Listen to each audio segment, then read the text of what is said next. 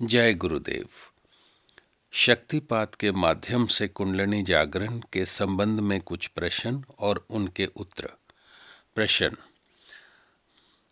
योग दर्शन के दूसरे पाद में वर्णित क्रिया योग महायोग का ही साधन है। इस विषय में कुछ अधिक समझाने की कृपा करें। गुरु महाराज: तप तथा स्वाध्याय सहित ईश्वर प्रणिधान को वहाँ क्रिया योग कहा गया है तथा स्वाध्याय और ईश्वर प्रणिधान को मंत्र योग। सामान्यतः मंत्र जप को मंत्र योग समझा जाता है, किंतु विचार करके देखा जाए तो चित्त पर चैतन्य प्रतिबिंबित होता है। वह आत्मा का ही प्रकाश है। प्रकाश युक्त चित्त ही वास्तविक में मंत्र है। किसी सिद्धि को प्राप्त करने के लिए ही मंत्र साधन रूप होता है, किंतु जिस विद्या की जागृति साधक को अभिप्यस्त होती है वह चित्त में ही होती है। इसलिए मंत्र विद्या का स्थान भी वास्तव में चित्त ही होता है। जप अथवा मंत्रोच्चारण चित्त की केवल क्रिया मात्र ही है।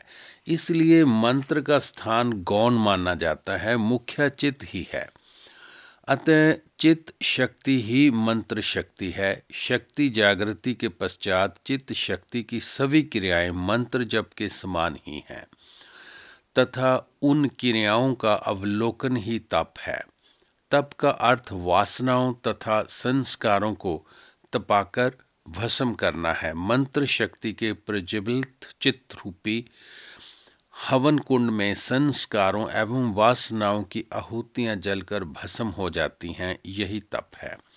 स्वाध्याय का अर्थ अपना अध्ययन करना है, अर्थात अंतर्मुखी वृत्ति अपनाकर अपने चित्त के अंतर देखना है। तप का अर्थ संस्कारों का जलना, स्वाध्याय का अर्थ संस्कारों को जलते हुए देखना तथा ईश्वर प्रणिधान का अर्थ इस प्रतिक्रिया को धारण करना। प्रणिधान इस तरह प्रणिधान बनता है जिसका अर्थ है प्रत्यक्ष प्रकर्ष रूप से तथा निश्चित ईश्वर को धारण करना। शक्ति जागृति की क्रियाएं अंतर में प्रत्यक्ष तो होती ही हैं, इसमें कोई शंका नहीं होती, तथा उस जागृत शक्ति को अंतर में धारण किया जाता है। इसे अनुभव युक्त समर्पण कहा जा सकता है। प्राय समर्पण काल्पनिक ईश्वर के प्रति होता है, ईश्वर प्रत्यक्ष नहीं होता, यहाँ ईश्वर प्रत्यक्ष हो जाता है। शक्ति जागकर हठ मंत्र लय तथा राजयोग की क्रियाओं की साधक को अनुभूति कराना आरंभ कर देती है। योग दर्शन में इसको इसीलिए क्रिया योग कहा जाता है। जिनको ये स्थिति प्राप्त नहीं होती उन्हीं के लिए अष्टांग योग का विधान है। क्रिया के माध्यम से अष्टांग योग के सभी अंगों की सिद्धि साधन में ही होती जाती है। यद्यपि व्यवहार शुद्धि के लिए साधक के प्रयत्न करने की आवश्यकता रहती है, क्योंकि प्रारब्ध फल दिए बिना समाप्त नहीं होता। ईश्वर प्रणिधान का फल योग दर्शन में समाधि अवस्था की प्राप्ति कहा गया है, किंतु प्रारंभिक अवस्था में ही ये फल प्राप्त नहीं हो जाता। संस्कारों के अतिरिक्त चित्त में से क्लेशों का भी नाश करना पड़ता है। सिद्ध अवस्था में जाकर समाधि लाभ होता है। प्रश्न: ये क्या क्लेशों पर भी कुछ प्रकाश डालेंगे? महाराज, ये चित्त पर आए हुए 5 आवरण है जो आत्म प्रकाश को ढक लेते हैं तथा संस्कार संचय में सहायक होते हैं। ये 5 हैं अविद्या अर्थात भ्रम। वास्तव में यही प्रथम तथा सबसे बड़ा आवरण है। बाकी के चारों क्लेशों का यही जन्मदाता है। इसके उदय हो उठने पर अनित्य जगत तथा शरीर में नित्य की भावना, दुख में सुख की भावना, अपवित्रता में पवित्रता की भावना तथा अनातस में आत्म की भावना, अनात्म में आत्म की भावना हो जाती है। असीमता अर्थात अहम भाव अर्थात जीव भाव। देखने वाला तो आत्मा है, किंतु आत्मा की चैतन्य शक्ति के चित्त में तादात्म्य होने से भ्रांतिवश चित्त में ये भाव उदय हो जाता है कि मैं ही चैतन्य हूँ, मैं ही देखने वाला हूँ। राग सुख भोगने के पीछे जो सुख भोग की इच्छा बनी रहती है, ये राग है। द्वेष दुख भोग के पश्चात मन में जो संस्कार बने रहते हैं, वे द्वेष हैं। अभिनिवेश मरने से भय तथा जीने की इच्छा, ये प्रत्येक जीव में स्वभावित ही बना रहता है। जीव कितना भी बड़ा विद्वान क्यों ना हो जाए, वह क्लेश तब तक उसका पीछा नहीं छोड़ते जब तक शक्ति अंतर्मुखी जागृत होकर इन आवरणों को उतार नहीं देती। प्रश्न, प्रारंभ अवस्था तथा सिद्ध अवस्था के बारे में समझाएं, ये अवस्थाएं क्या हैं। गुरु महाराज, महायोग में उदय होने वाली उन्नति की अवस्थाओं को 4 भागों में बांटा गया है। आरंभ अवस्था, घटा अवस्था, परिचय अवस्था तथा निष्पत्ति अवस्था। जब तक मनुष्य शक्ति की जागृत अवस्था प्राप्त नहीं कर लेता, तब तक वह जगत में ही डोलता रहता है। इन अवस्थाओं का आरंभ भी शक्ति की जागृति से होता है। आरंभ अवस्था, इसके नाम से ही इसका अर्थ प्रकट है। इस अवस्था में क्रियाओं में शरीर का आधार अधिक रहता है, अर्थात क्रियाओं को दूसरे लोगों द्वारा भी देखा या सुना जा सकता है। शरीर से ऊपर उठने के लिए शक्ति को पहले शरीर को ही आधार बनाना पड़ता है। वैसे ये साधक की चित्त स्थिति तथा संस्कारों पर ही आधारित है कि ज्ञान, भक्ति, योग, ध्यान, हठ, नाद कहाँ से आरंभ करना है। मन, बुद्धि, हृदय, शरीर या इंद्रियां कौन सा आधार लेकर साधन का श्री गणेश करना है। किंतु एक बात स्पष्ट है कि प्राय साधक आरंभ अवस्था से आगे नहीं बढ़ पाते। इसमें जितना आनंद उन्हें प्राप्त होता है, उसी को परम आनंद मानते हैं। इसलिए शरीर तथा जगत से लगाव भी बना रहता है तथा थोड़ा थोड़ा क्रियाओं का आनंद भी लूटते रहते हैं। इस कारण साक्षी भाव तथा समर्पण भाव की कमी कहा जा सकता है। इसका कारण साक्षी भाव तथा समर्पण भाव की कमी कहा जा सकता है। साधन के साथ व्यवहार शुद्धि का ना होना भी एक कारण है।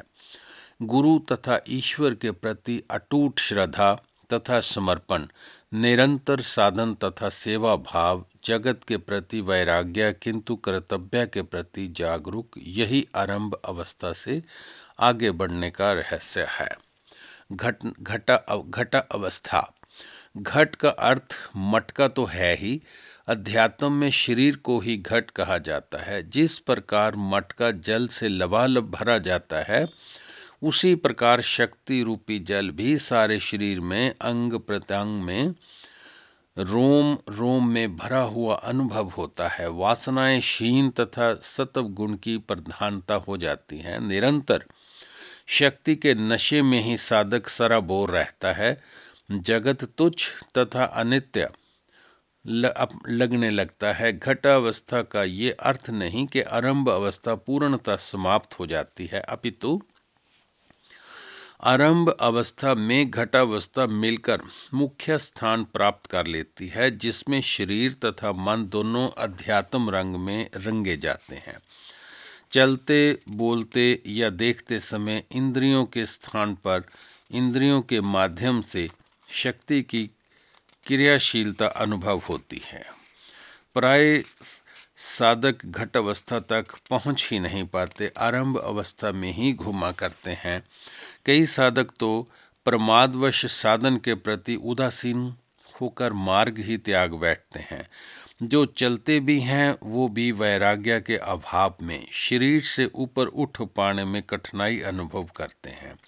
फिर भी शक्ति अपना कार्य करती रहती है, किंतु साधक का सहयोग कम होने से समय अधिक लगता है। परिचय अवस्था, ये तीसरी अवस्था है जो बहुत ऊंची तथा सिद्ध है। इसमें जीवनी शक्ति प्राण से साधक का पूर्ण परिचय हो जाता है। आत्म स्थिति चित्त से ऊपर उठकर चैतन्य में स्थापित हो जाती है तथा चैतन्य अपने शुद्ध स्वरूप में अवस्थित हो जाता है।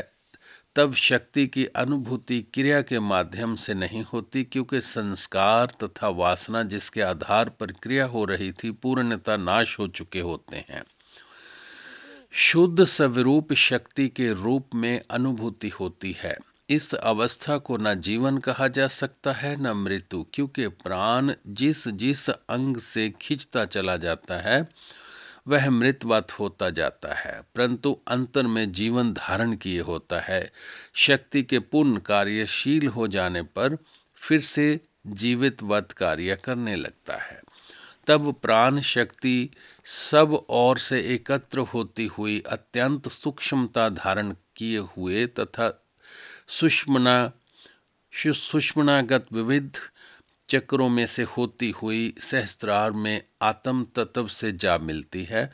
तब शक्ति की व्याष्टि तथा समाष्टि दोनों स्वरूपों का पूर्ण परिचय प्राप्त हो जाता है। साधक का मन, इंद्रियां, अहम सभी कुछ प्राण शक्ति के साथ ही विलीन हो जाते हैं।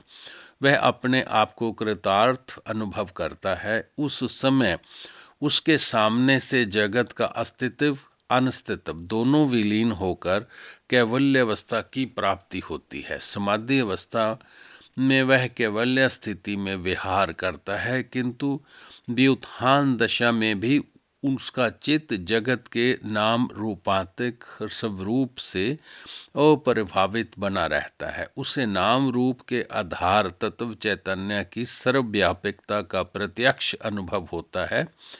साधक सिद्ध हो जाता है। इसमें कई प्रकार की अकल्पिता सिद्धियां प्रकट हो जाती हैं, जिसका उसे अभिमान नहीं होता, क्योंकि तब उसमें अहम या तो होता ही नहीं है या शुद्ध होता है। उनका उपयोग या तो करता ही नहीं या फिर अभिमान रहित जगत कल्याण के निमित्त ही करता है।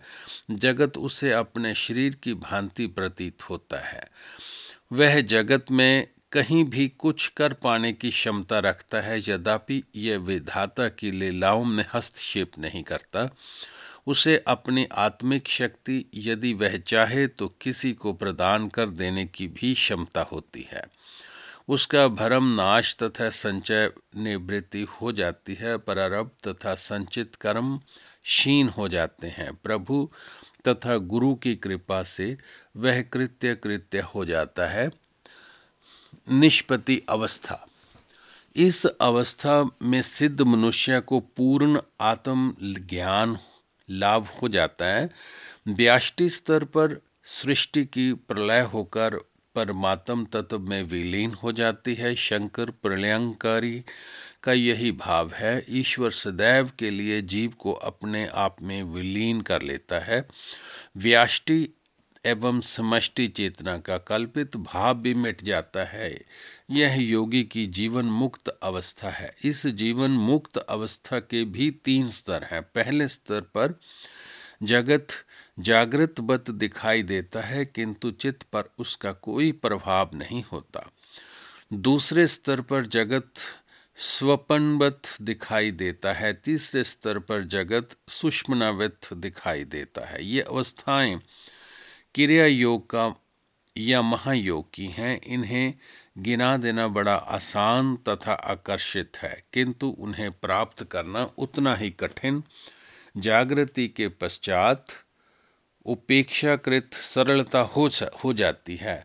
सामने एक सहारा भी मिल जाता है, साधन भी स्वाभाविक हो जाता है। फिर भी चित्त भूमि का अभिमान तथा कर्ता भाव का पार पाना किसी के लिए भी सरल कार्य नहीं है। जय गुरुदेव।